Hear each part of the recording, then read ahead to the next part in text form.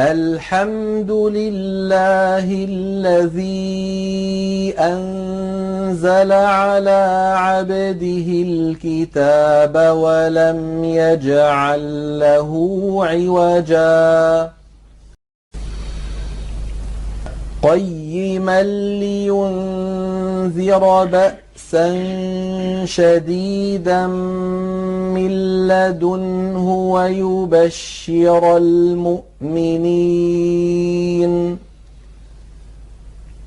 ويبشر المؤمنين الذين يعملون الصالحات أن لهم أجرا حسنا الحمد لله الذي أنزل على عبده الكتاب ولم يجعل له عوجا قيما لينذر بأسا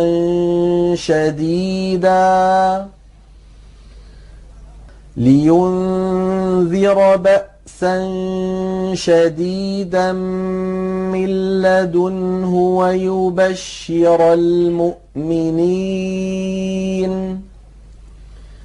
ويبشر المؤمنين الذين يعملون الصالحات أن لهم أجرا حسنا ماكثين فيه أبدا وينذر الذين قالوا اتخذ الله ولدا ما لهم به من علم ولا لآبائهم كبرت كلمة تخرج من أفواههم إن يقولون إلا كذبا فلعلك باخع نفسك على آثارهم إن لم يؤمنوا بهذا الحديث أسفا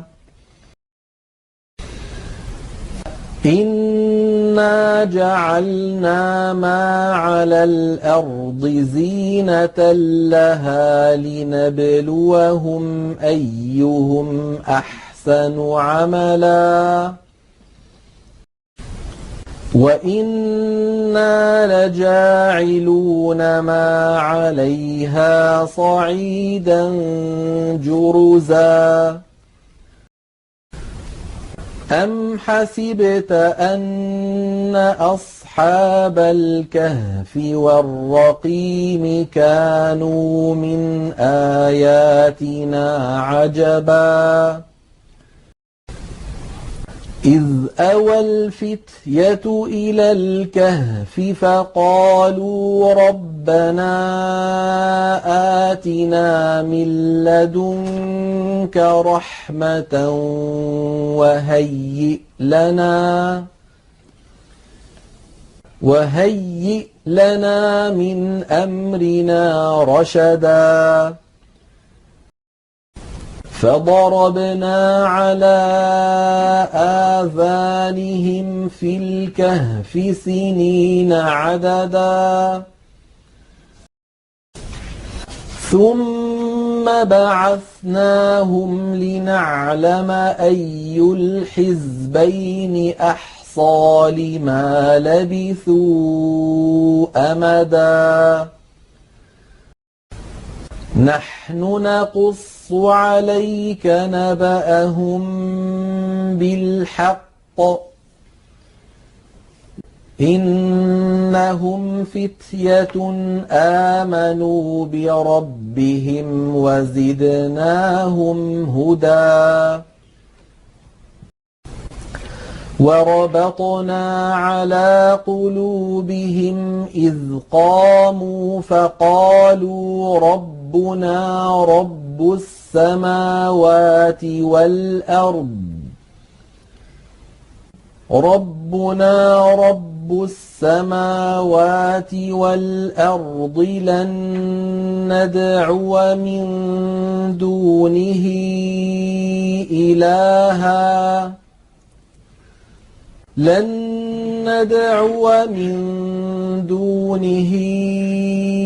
إلها لقد قلنا إذا شططا هؤلاء قومنا اتخذوا من دونه آلهة لولا يأتون عليهم بسلطان بين فمن أظلم ممن افترى على الله كذبا وإذ اعتزلتموهم وما يعبدون إلا الله فأووا إلى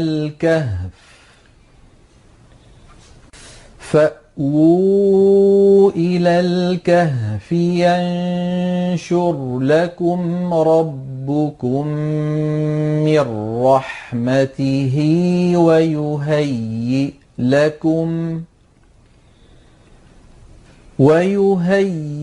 لكم من أمركم مرفقا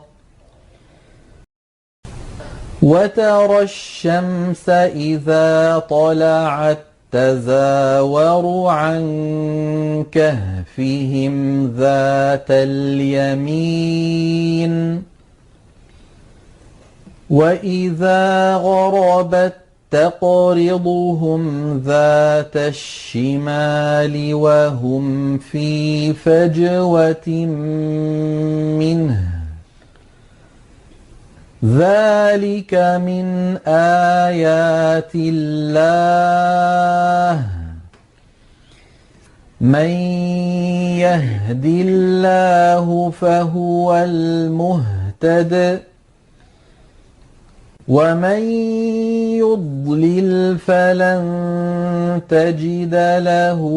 وليا مرشدا وتحسبهم أيقاظا وهم رقود ونقلبهم ذات اليمين وذات الشمال وكلبهم باسط ذراعيه بالوصيد لو اطلعت عليهم لوليت منهم فرارا ولملئت منهم رعبا وكذلك بعثناهم ليتساءلوا بينهم قال قائل منهم كم لبثتم قالوا لبثنا يوما أو بعض يوم قالوا ربكم أعلم بما لبثتم فابعثوا أحدكم بورقكم هذه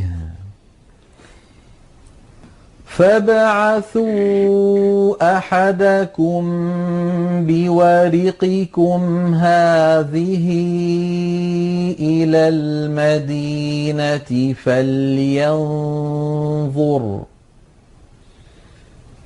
فلينظر أيها أزكى طعاما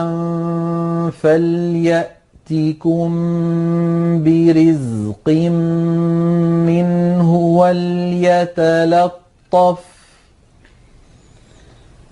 وَلْيَتَلَطَّفْ وَلَا يُشْعِرَنَّ بِكُمْ أَحَدًا إِنَّهُمْ إِن يَظْهَرُوا عَلَيْكُمْ يَرْجُمُوكُمْ أَوْ يُعِيدُوكُمْ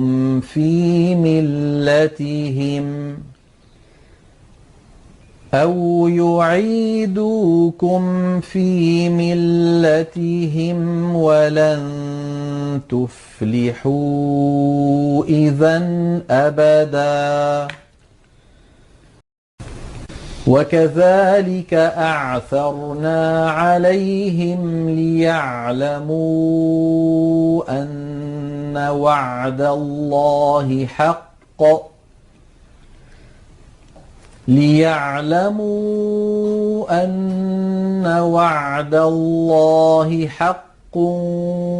وَأَنَّ السَّاعَةَ لَا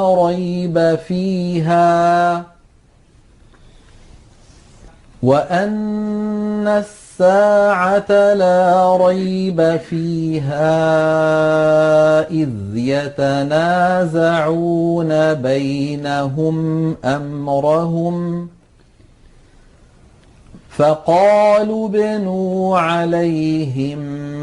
بُنْيَانًا رَبُّهُمْ أَعْلَمُ بِهِمْ قَالَ الَّذِينَ غَلَبُوا عَلَىٰ أَمْرِهِمْ لَنَتَّخِذَنَّ عَلَيْهِم مَّسْجِدًا سَيَقُولُونَ ثَلَاثَةٌ رَّابِعُهُمْ كَلْبُهُمْ وَيَقُولُونَ خَمْسَةٌ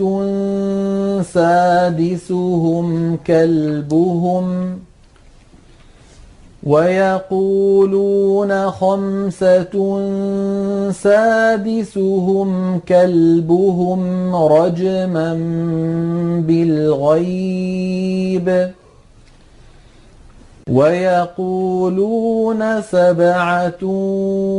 وَثَامِنُهُمْ كَلْبُهُمْ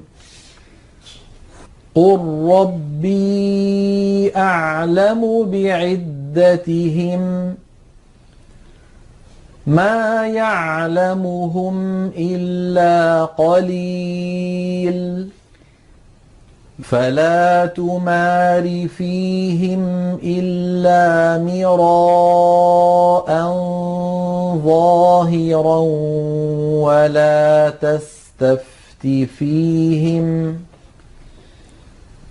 وَلَا تَسْتَفْتِ فِيهِم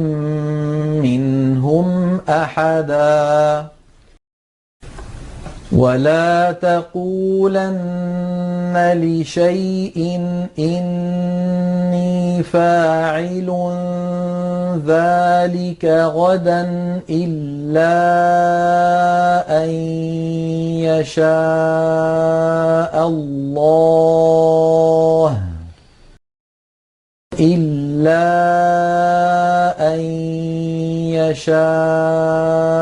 اللَّهُ وَاذْكُر رَّبَّكَ إِذَا نَسِيتَ وَقُلْ عَسَىٰ أَن يَهْدِيَنِ رَبِّي لِأَقْرَبَ مِنْ هَٰذَا رَشَدًا وَلَبِثُوا فِي كَهْفِهِمْ 300 سِنِينَ وَازْدَادُوا تِسْعًا قُلِ اللَّهُ أَعْلَمُ بِمَا لَبِثُوا لَهُ غَيْبُ السَّمَاوَاتِ وَالْأَرْضِ أَبْصِرْ بِهِ وَأَسْمِعْ مَا لَهُم مِّن دُونِهِ مِن وَلِيٍّ ولا يشرك في حكمه أحدا واتل ما أوحي إليك من كتاب ربك لا مبدل لكلماته ولن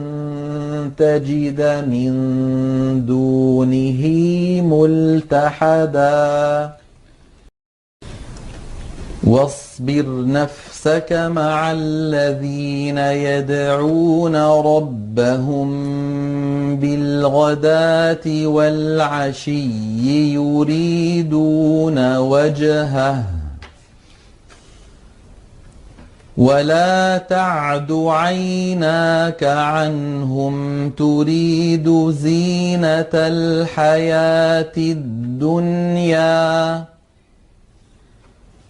ولا تطع من أغفلنا قلبه عن ذكرنا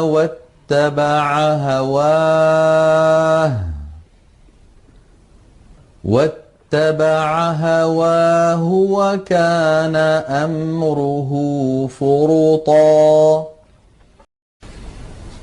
وقل الحق من ربكم فمن شاء فليؤمن ومن شاء فليكفر إنا أعتدنا للظالمين نارا أحاط بهم سرادقها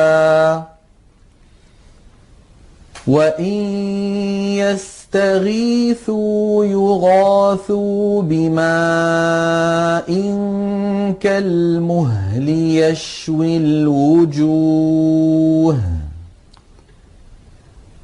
بئس الشراب وساءت مرتفقا إن الذين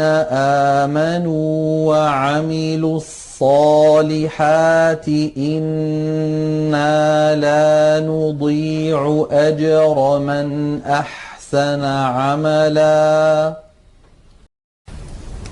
أولئك لهم جنات عدن تجري من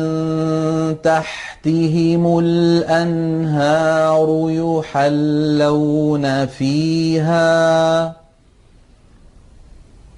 يحلون فيها من أساور من ذهب ويلبسون ثيابا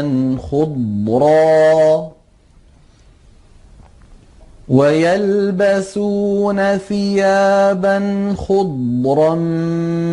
من سندس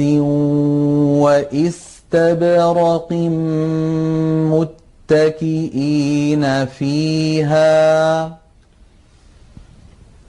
متكئين فيها على الأرائك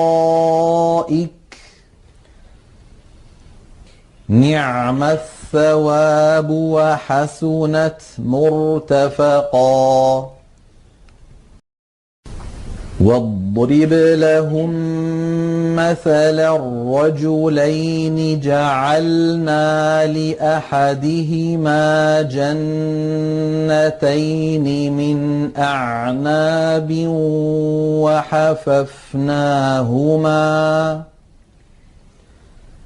وحففناهما بنخل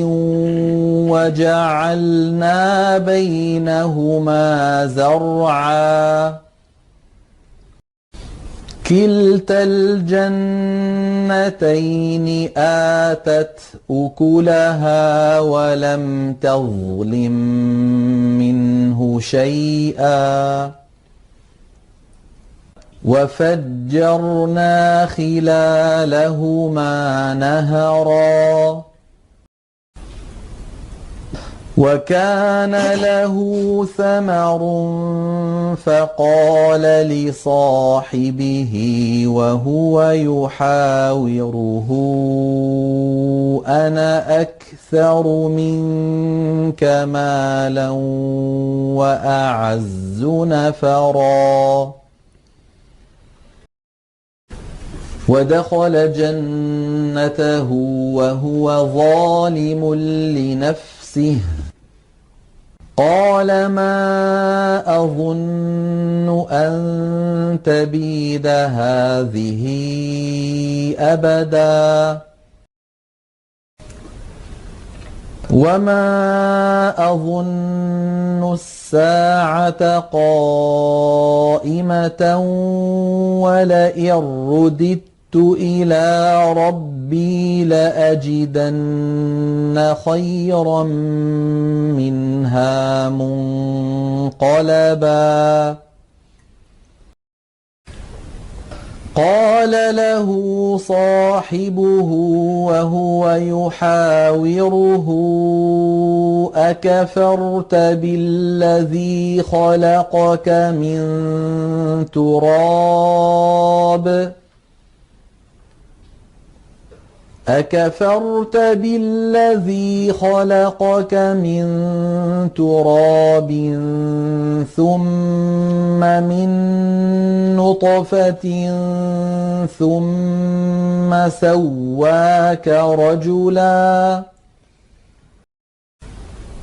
لكن هو الله ربي ولا أشرك بربي أحدا ولولا إذ دخلت جنتك قلت ما شاء الله لا قوة إلا بالله إن ترني أنا أقل منك مالا وولدا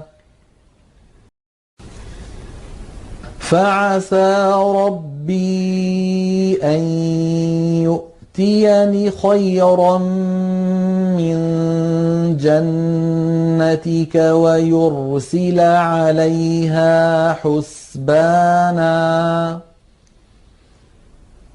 ويرسل عليها حسبانا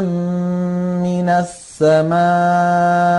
فتصبح صعيدا زلقا أو يصبح ماؤها غورا فلن تستطيع له طلبا وأحيط بثمره فأصبح يقلب كفيه على ما أنفق فيها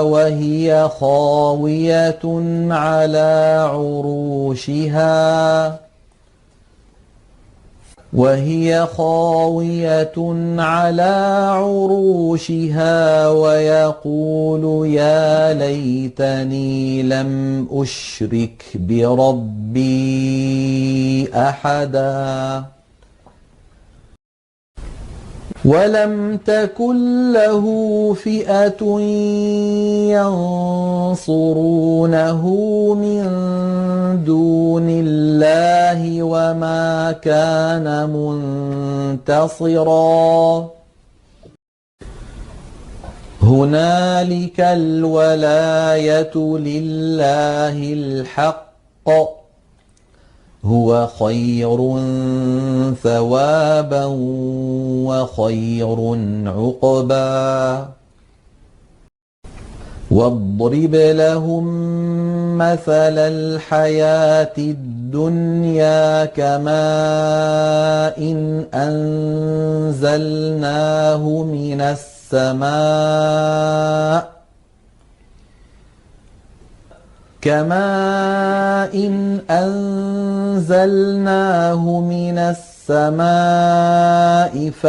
فاختلط به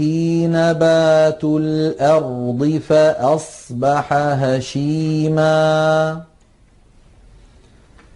فأصبح هشيما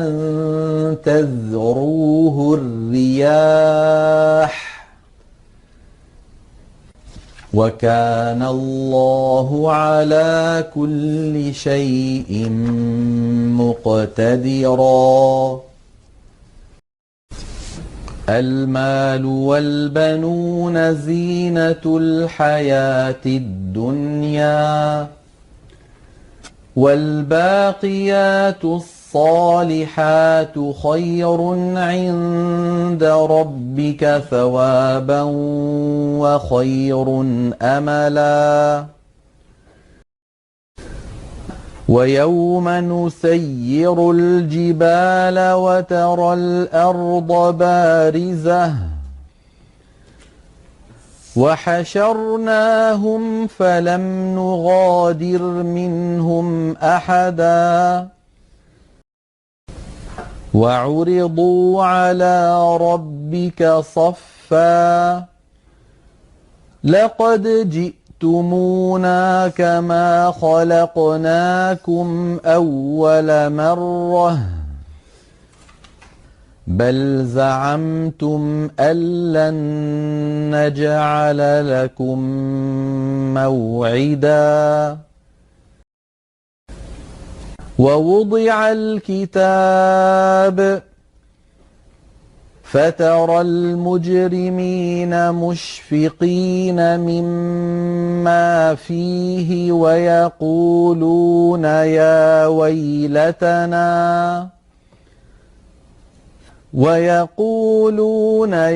ويلتنا ما لهذا الكتاب لا يغادر صغيرة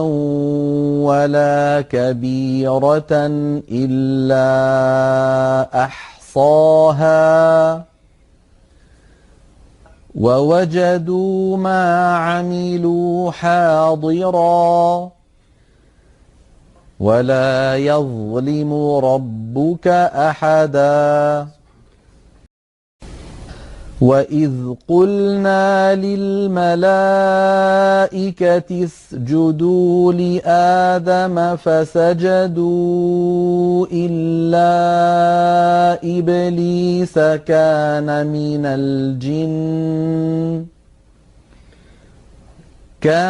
من الجن ففسق عن أمر ربه أفتتخذونه وذريته أولياء من دوني وهم لكم عدو بئس للظالمين بدلا. ما أشهدتهم خلق السماوات والأرض ولا خلق أنفسهم وما كنت متخذ المضلين عضدا. ويوم يقول نادوا شركائي الذين زعمتم فدعوهم فلم يستجيبوا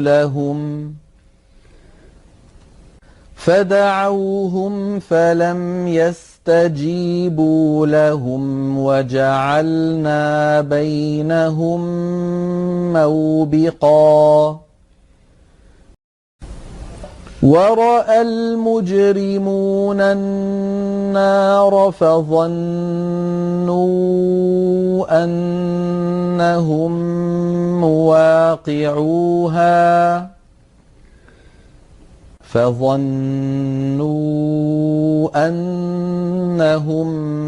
مواقعوها ولم يجدوا عنها مصرفا. ولقد صرفنا في هذا القرآن للناس من كل مثل وكان الإنسان أكثر شيء جدلا وما منع الناس أن يؤمنوا إذ جاءهم الهدى ويستغفروا ربهم إلا أن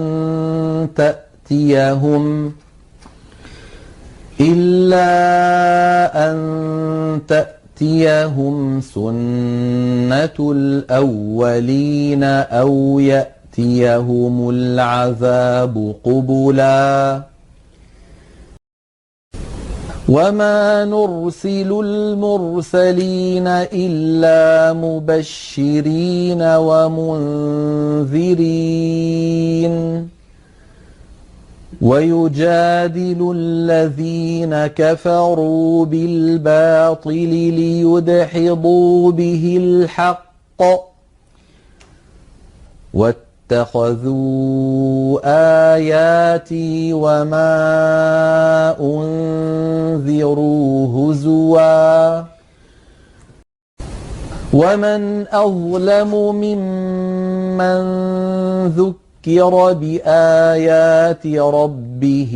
فأعرض عنها ونسي ما قدمت يداه إنا جعلنا على قلوبهم أكنة أن يفقهوه وفي آذانهم وقرا وإن تدعهم إلى الهدى فلن يهتدوا إذًا أبداً وربك الغفور ذو الرحمة لو يؤاخذهم بما كسبوا لعجل لهم العذاب بل لهم موعد لن يجدوا من دونه موئلا وتلك القرى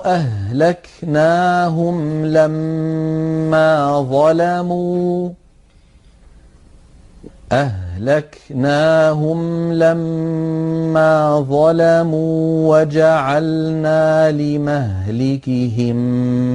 موعدا وإذ قال موسى لفتاه لا أبرح حتى أبلغ مجمع البحرين أو أمضي حقبا فلما بلغا مجمع بينهما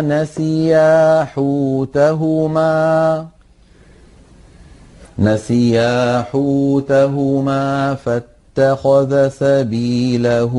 في البحر سربا فلما جاوزا قال لفتاه آتنا غداءنا لقد لقينا من سفرنا هذا نصبا قال أرأيت إذ أوينا إلى الصخرة فإني نسيت الحوت وما أنسانيه إلا الشيطان أن أذكره واتخذ سبيله في البحر عجبا قال ذلك ما كنا نبغ قال ذلك ما كنا نبغي فارتدا على آثارهما قصصا فوجدا عبدا من عبادنا آتيناه رحمة من عندنا وعلمناه من لدنا علما قال له موسى هل أتبعك على أن تعلمني مما علمت رشدا قال إنك لن تستطيع معي صبرا وكيف تصبر على ما لم تحط به خبرا قال ستجدني إن شاء الله صابرا ولا أعصي لك أمرا قال فإن اتبعتني فلا تسألني عن شيء حتى أحدث لك منه ذكرا فانطلقا حتى إذا ركبا في السفينة خرقها قال أخرقتها لتغرق أهلها لقد جئت شيئا إمرا قال ألم أقل إنك لن تستطيع معي صبرا قال لا تؤاخذني بما نسيت ولا ترهقني من أمري عسرا فانطلقا حتى إذا لقيا غلاما فقتله قال أقتلت نفسا زكية بغير نفس لقد جئت شيئا نكرا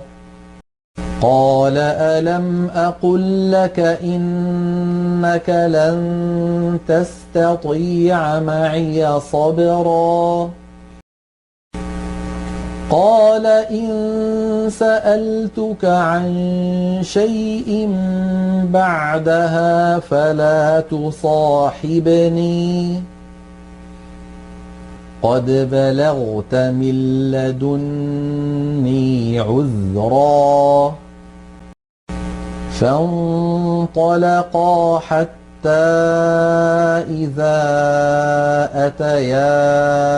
أهل قرية استطعما أهلها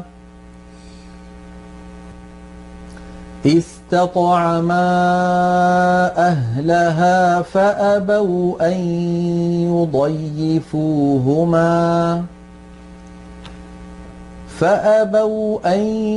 يضيفوهما فوجدا فيها جدارا يريد أن ينقض فأقامه قال لو شئت لاتخذت عليه أجرا قال هذا فراق بيني وبينك سأنبئك بتأويل ما لم تستطع عليه صبرا أما السفينة فكانت لمساكين يعملون في البحر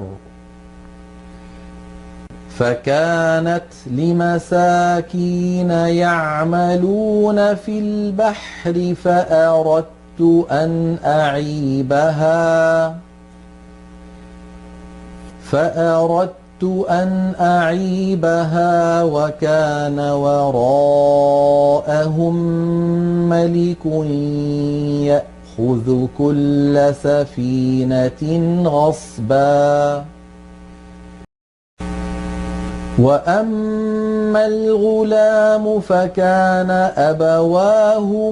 مؤمنين فخشينا أن يرهقهما طغيانا وكفرا فأردنا أن يبدلهما ربهما خيرا منه زكاة وأقرب رحما وأما الجدار فكان لغلامين يتيمين في المدينة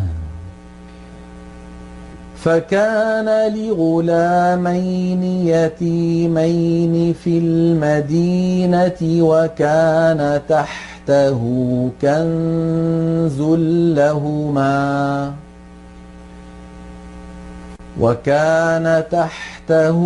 كنز لهما وكان أبوهما صالحا فأراد ربك أن يبلغا أشدهما ويستخرجا كنزهما رحمة من ربك وما فعلته عن أمري ذلك تأويل ما لم تستطع عليه صبرا ويسألونك عن ذي القرنين قل سأتلو عليكم منه ذكرا إنا مكنا له في الأرض وآتيناه من كل شيء سببا فأتبع سببا حتى إذا بلغ مغرب الشمس وجدها تغرب في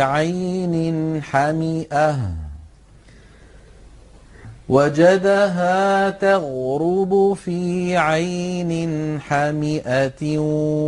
ووجد عندها قوما قلنا يا ذا القرنين إما أن تعذب وإما أن تتخذ فيهم حسنا قال أما من ظلم فسوف نعذبه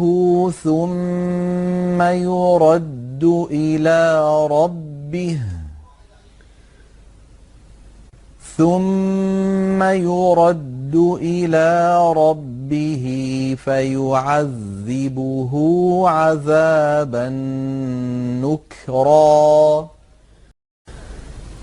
وأما من آمن وعمل صالحا فله جزاء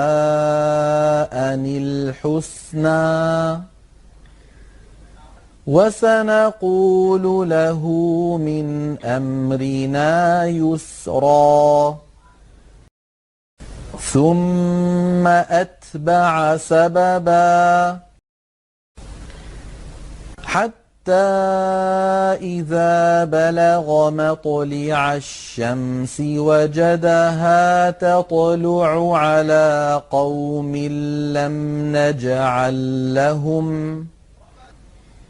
لم نجعل لهم من دونها سترا كذلك وقد أحطنا بما لديه خبرا ثم أتبع سببا حتى إذا بلغ بين السدين وجد من دونهما قوما لا يكادون يفقهون قولا قالوا يا ذا القرنين إن يأجوج ومأجوج مفسدون في الأرض فهل نجعل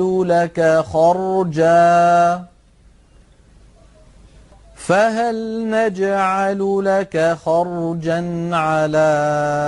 أن تجعل بيننا وبينهم سدا قال ما مكني فيه ربي خير فأعينوني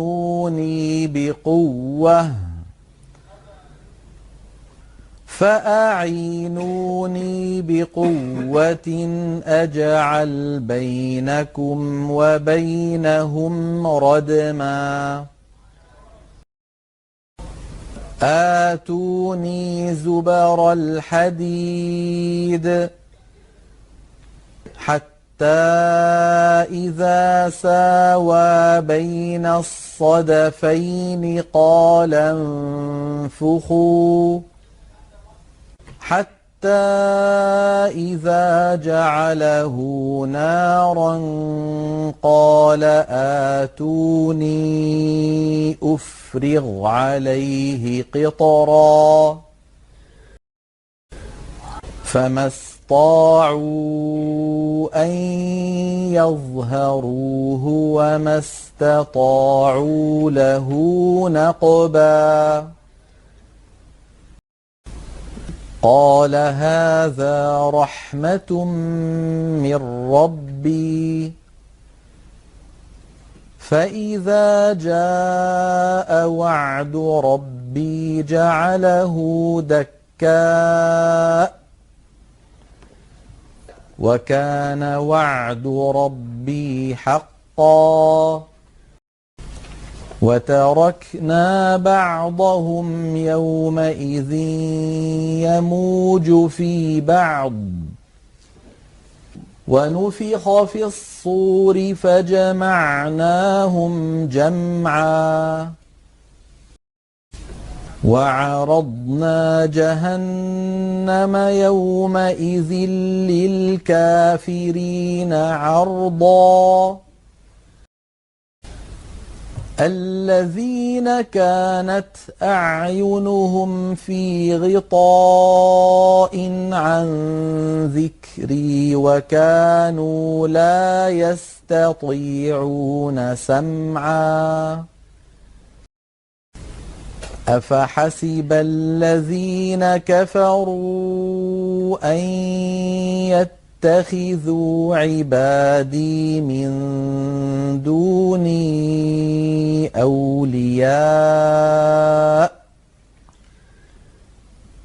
إنا أعتدنا جهنم للكافرين نزلا قل هل ننبئكم بالأخسرين أعمالا الذين ضل سعيهم في الحياة الدنيا وهم يحسبون أنهم يحسنون صنعا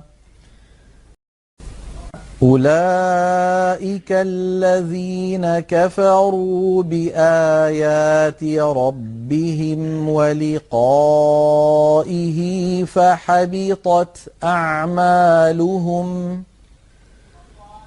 فحبطت أعمالهم فلا نقيم لهم يوم القيامة وزنا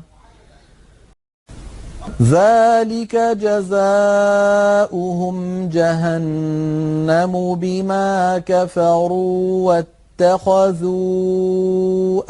آياتي ورسلي هزوا إن الذين آمنوا وعملوا الصالحات كانت لهم جنات الفردوس نزلا خالدين فيها لا يبغون عنها حولا قل لو كان البحر مدادا لكلمات ربي لنفد البحر قبل أن تنفد كلمات ربي ولو جئنا بمثله مددا قل إنما أنا بشر مثلكم يوحى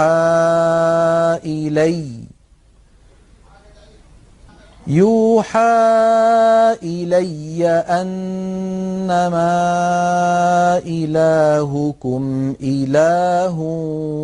واحد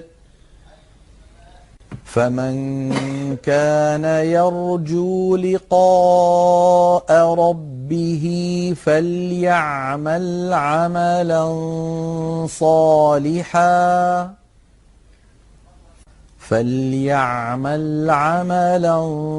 صالحا ولا يشرك بعبادة ربه أحدا